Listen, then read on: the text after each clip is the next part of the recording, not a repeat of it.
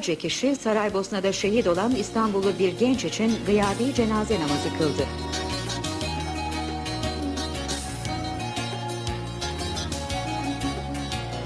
Osman Atatürk dağlarında kılıcını kahve kuşu olarak çıkarılan Türkiye'nin mücahit kardeşini Selami Yurdalı'yı cenazene ayrıştırılacaktır.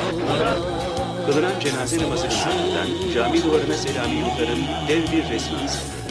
Bu sırada bir grup gösterici tekbir getirerek Amerika Birleşik Devletleri ile Birleşmiş Milletler'e ait bayrakları yaktı.